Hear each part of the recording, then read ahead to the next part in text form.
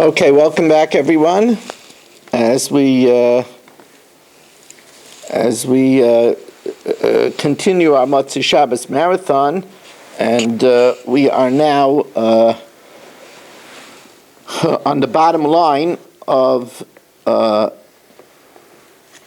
Kuf Lamed Vav Amud Beis, as we now have 29 Zoomers. Yeshua Shmuel Eisenberg has just joined us. Mo Kushner has just joined us. It's really great to have everybody. Bruce, it's good to have you. So now, the Gemara says, but Vatanya, we learned, like your question, we learned that Yazru Liyoshei Noisen, that in the case where let's say Yaakov said, give it to Ruvain, and afterwards to Shimon, and afterwards to Levi, and Shimon dies during the lifetime of Ruvain, and then Ruvain dies. It doesn't go to Ruvain's ears, but it goes to Yaakov's ears, the donor's ears. So says the Gemara, you're right, Tanoihi, it's a Machloikis Tanoim. As we turn now to Kuf Lamed Zayin Amud Aleph, the Tanya, Nichsai Loch, if Yaakov says, my property should go to Ruvain, V'acharecha Leploini, and then afterwards to Shimon, V'yorad Rishon, and Ruvain goes ahead, Umachar, and he sells it, or V'achal, or he eats it, Hasheni moitzi miyad alakuchas. The din is that if let's say Ruvain sold it to Berish, when Ruvain dies, so since it said after Ruvain it should go to Shimon, Shimon could take it away from Berish. Divrei Rebbe. That's the opinion of Rebbe. Reb Shimon Gamliel Aimer, ein l'sheni elamasha shayarishin. That Shimon only gets what Ruvain leaves over. If Ruvain sold it to Berish, then Shimon gets nothing. Verminu, we surely learned very opposite from this.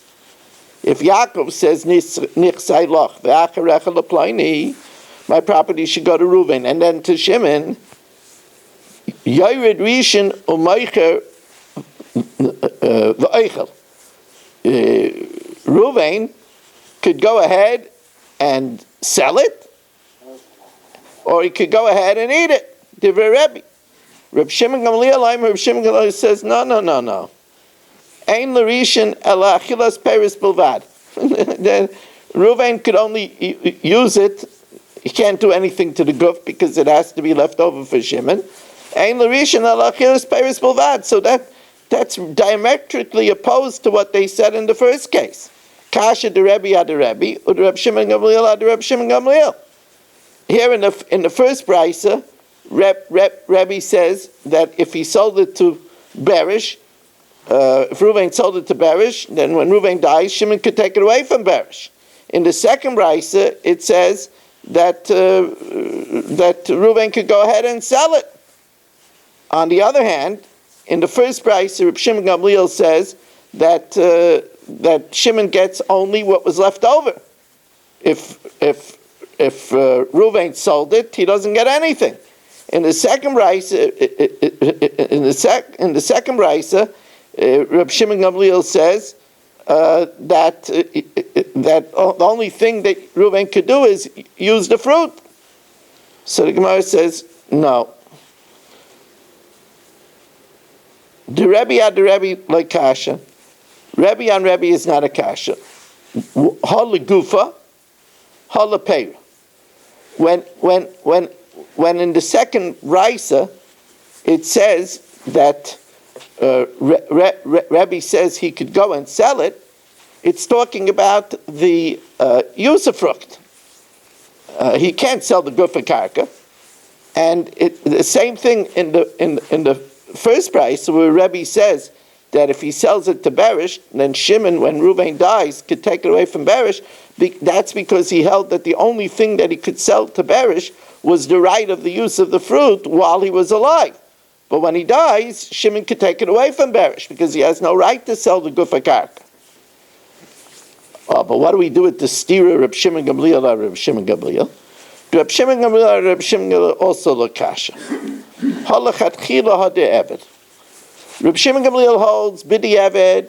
If Ruvain sells it, then there's nothing that Shimon could do, because he said it's yours, and afterwards it should go to it's yours, Ruvain. Afterwards it should go to Shimon. If there's nothing left, nothing goes to Shimon. But that's only b'di evet. L'chatchila, since it was the will of the one that gave the gift that it should remain for Shimon, l'chatchila Ruvain shouldn't sell it. But if he does, then Berish gets to keep it. And the Gemara tells us, Amar Abaya Ezo Rasha Aram, who's a clever wicked man? A clever wicked man is Zeh Mesi Eitza Limkar B'Nechasim. That's somebody who says, hey Ruvain, why should you only settle with the use? That's a very, very, very expensive piece of land. Sell it. And the one who buys it from you doesn't have to worry it'll be taken away from it, because Reb Shimon Gamliel says that b'diavad, if you sell it, the guy gets to keep it. Now that's an evil, wicked man, because he's telling advice which is really not what you're supposed to do. Really, you're supposed to honor the one who gave the gift, that it should be left over for Shimon, and you should only use it while you're alive. I'm Rabbi Yochanan. Halacha Reb Shimon Gamliel. The law is like Reb Shimon Gamliel. However, although if Ruvain sells it, it goes to Berish for perpetuity, and even when Ruvain dies, Shimon can't take it away. But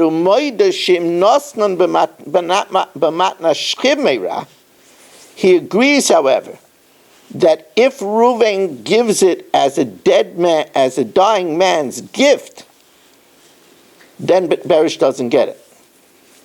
Why? My timer. A dead man's bequest only goes after he dies. And since it only goes after he dies, well, after he dies, it already wasn't his to give. It was already Shimon's, because he said after he dies, it goes to Shimon. It goes to Shimon, and not to Berish. Says the Gemara, Mi Amar Baya Hachi? Does the Baya hold the matna shchiv meira comes into effect after he dies? When does it come into the possession of the one who it was gifted to? Abaya Amar Im Gmar Misa, with the last moment of life. So then, in that case, Berish would get it and not Shimon.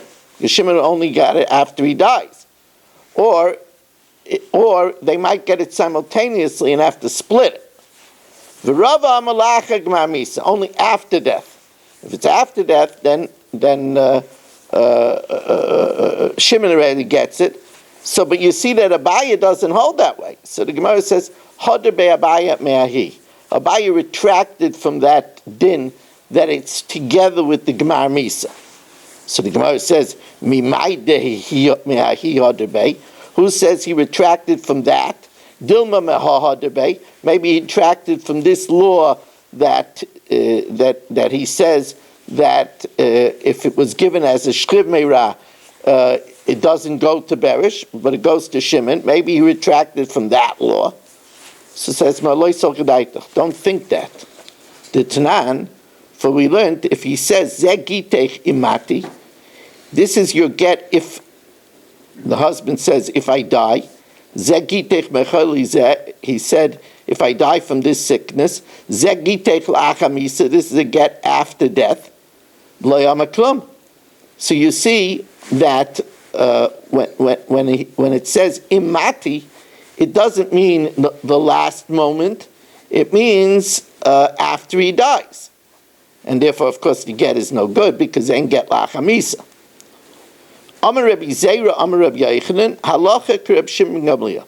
The law is like Reb Shimon Gamliel, that if he says it's yours, Ruvain, and afterwards it goes to Shimon. And if he sells it to Berish, then Berish gets to keep it. And even if he had slaves, and he emancipated them, so that means that there's nothing going to be left for Shimon, that's also good. So the Gemara says, well, Pshita, that's obvious, that's the same thing. It's the same thing that we're saying, that by the Eved, he owns the guf of the Eved, so he could free it. So the Gemara says, well, I might think that by an Eved we don't say that. Ma'od Desema Amalei, we would say that when Yaakov gave it to Ruvain, he didn't give it to do an Isser. Now, freeing a slave is being mevatel the mitzvah saseh of la'olam behem tavodu. You should always enslave them. Amalei lemevid isura, maybe lo yavinan lach, it wasn't given, kamashman that it was. And another chiddush, Amar Rab Yosef, Amar Rab Yochanan, halakha Reb Shimon Gamliel, the law is like Reb Shimon Gamliel, that if Ruvain sells it, it's sold permanently, and Shimon gets nothing. Va'afilu asan tachrichan lemeis. Even if he took what he was given and made them into shrouds. Now, making into shrouds means that nothing is going to be left for Shimon, because once it's made into a shroud, it's asbana. So the Gemara says, well, Pshita, we just said that the Eved, he owns the guf of the item. So Mao, the same as says, I might have thought, Lishvinu Isurei Ana, that Yaakov, when he gave it to him, had in mind that he shouldn't make it Isurei Ana. L'shvinu Isurei Ana lo yavelach. I didn't give it to you to make it Asaba Ana, because Takrichim Asaba Ana Kamash Malan, that he could do that. Now, by the way, I just want to let the Yolim know that these are two both not such easy Gemaras, and to learn them on a Motzei Shabbos together is a heroic feat, and the Olam should be praised for their dedication and devotion to the Daf.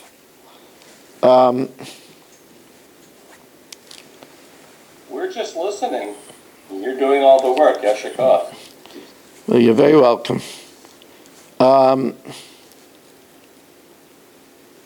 Dorish Rab Nachman bar Rav Chisda. Esrig zeh nosen loch b'matana.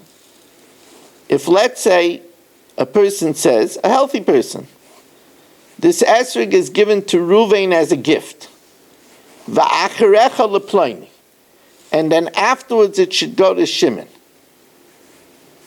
Not l'rishin v'yatzabai, if the Ruvain wants to use it on Sukkos with his lulav and be yaitzi with it, well, that's going to make a difference if he would be allowed to eat it. So according to Reb Shimon Gamliel, he could eat it, right? Because he says that if he sells it to Berish, it's sold permanently to Berish. But according to Rebbe, that he only has the right of usufruct, so that means that he doesn't own the guf of the esrig, and by an esrig you have to own the guf of the esrig. It says lachem, it has to be yours. So banu l'machloikis Rebbe Reb Shimon Gamliel. So Maskor of Nachman Yitzchak, ad kan li pligi Rebbe Reb Shimon Gamliel hasam ela demar savar kinyan peris kikinyan aguf dami, that Reb Shimon Gamliel holds that owning the usufruct is like owning the actual item of Mar Savar Kinyan Peris Lavka Kinyan aguf dami. Elahacha, but over here, imapik loy nafik bey, if when he says it should be Ruvain and then Shimon, if he can't use it for the mitzvah of esrig, what could he use it for?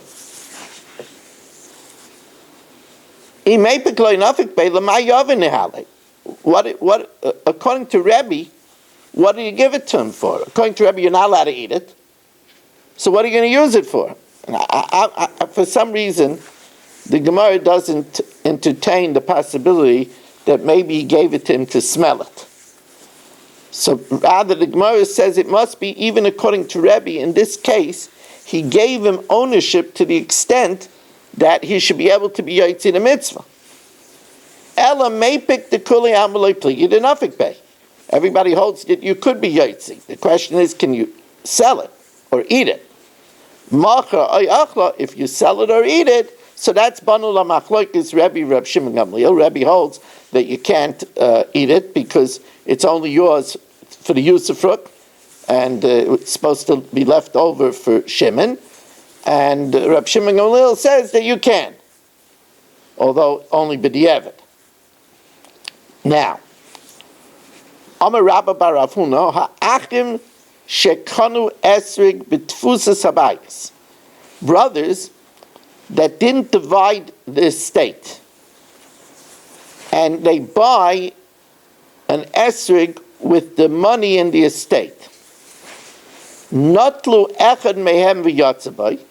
If, let's say, one of the brothers used it to be yotzi, so im yachal la'oichlai, if it would be all right with the other brothers for him to eat it, because there are other esrogim in the estate, so they wouldn't mind him to eat one of them.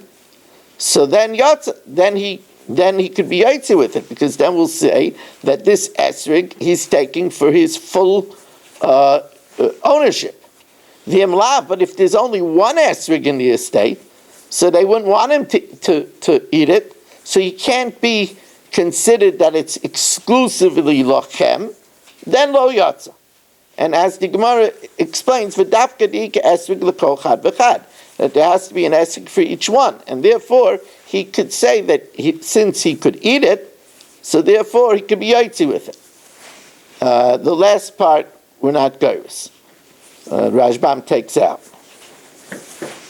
Now we all know, this is something that we all know from Masechta Sukkah, you could give a matana al manas lahaza. So if I gave you esrig as a gift on the first day when it has to be lekachtem lachem, and I give it to you on the condition that you return it to me, so if you return it to me, then you're yotze. If you don't return it to me, so you didn't fulfill the Tanai, so it never became yours, then you're not yotze. That's ABC. Amar Rava, if I tell Irving, esrig zeh nasan loch b'matana, this esrig is yours as a gift, al manashe tarziruli, on the condition that you return it to me, not lo v'yatzabai, if he took it, he shook it with his lulav. Herziru, if he returned it to me, yatza. Lo herziru, if he didn't return it to me, so that he didn't fulfill the condition, so then that was never his, lo yatza. So Kamash Malon, we learn from here, the matana amanas lahazamer, a gift given on the condition to be returned, shma matana. Now here we have a wild case.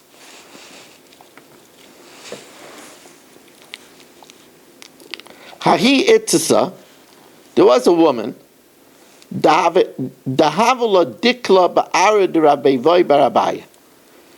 woman owned a palm tree, a date palm, on the property of Rabbi Voi bar Abaya. Now she never bought from him the right of way to go through his field, and whenever she went into the field, she damaged his crops, his vegetables.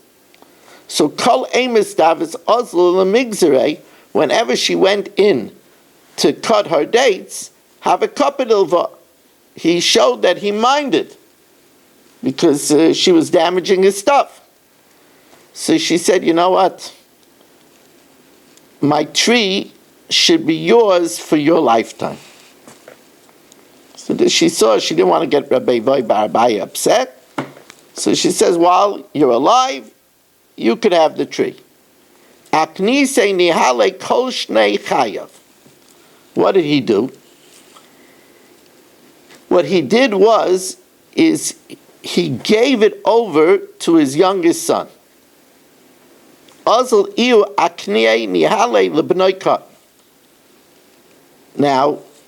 he gave it to his youngest son because this way she wouldn't be able to even buy it back from him because a young boy can't make a transfer. So Amar Rav Huna b'rei Rav Yeshua, so Rav Huna, the son of Rav Yeshua, said, Mishum da'asum mimoloi, because you come from people whose lives are cut short, because Abaya came from Beis Eli, and Beis Eli was punished with short life. So because you come from short-lived people, Amrise Mile Miluyasa, you're saying a short-lived halacha.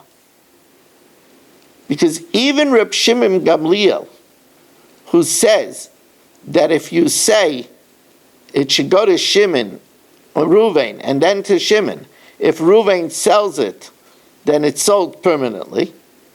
That's only when it's to someone else. But where a person says it should go to you and then back to me, he insists that it should come back to him. And therefore you can't give it away to someone else. I feel Reb Shimon Gamliel like kamel la'achar, aval atzmoi loy. But if it's going to come back to the person himself, like in this case, she wanted after he dies that it should come back to her, he can't give it over to someone else. Now,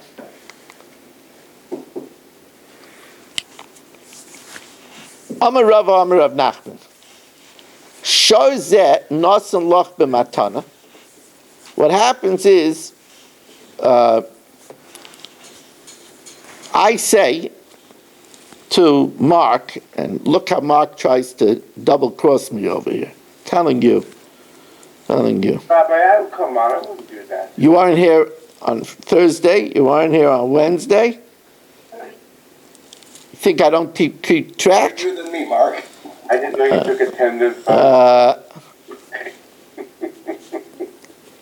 You know, seriously speaking, it says, by the way, Marshall got the same double-barrel treatment. It says that Talmidim are like children. You notice when your children aren't here. What can you do, right, Mark? You notice when your children aren't there. So anyway. Can I have an ice cream cone? In your face. So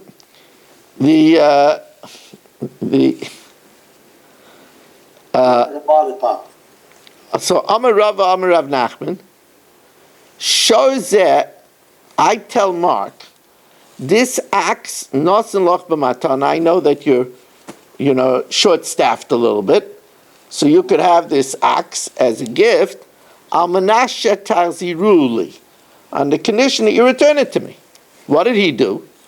He's such a sport. Hikdishu, he sanctifies it to the temple, and then v'chziru, he returns it to me.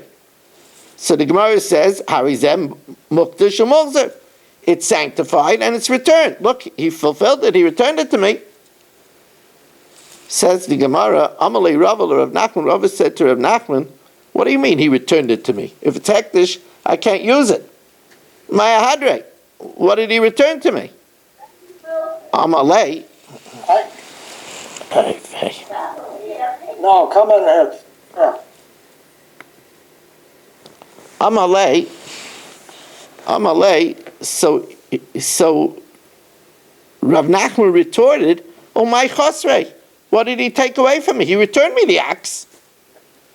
So what's going on over here? So really what's going on over here is we're going to show you how the fine print is so important. It depends if I told Mark, and you got to be very careful when you're talking to Mark.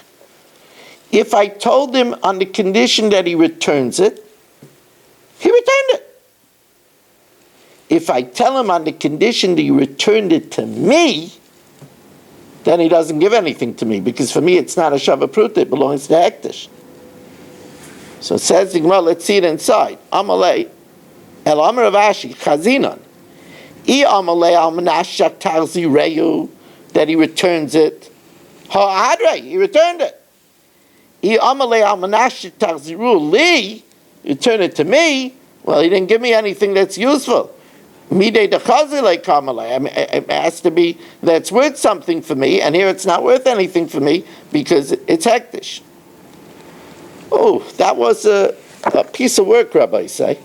It really was. I just want to remind you, everybody, we're going to do the Mishnah Yaimis now, but I want to remind everybody, first of all, we did send, Baruch Hashem, our second payment of $1,360 to the Kollel in Beitar. I did that already on Thursday, and I thank everybody that participated. It's not too late to participate. We're going to be hopefully doing this every month. So if anybody wants to participate, the way to do it is you could zell it specially into the account for the kollel. That's the zell of that is a different.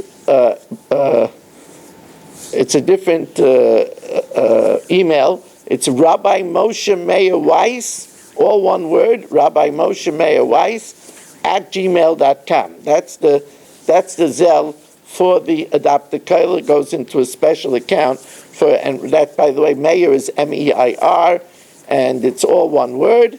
Anybody that wants to participate. Everybody have a good luck. I'll take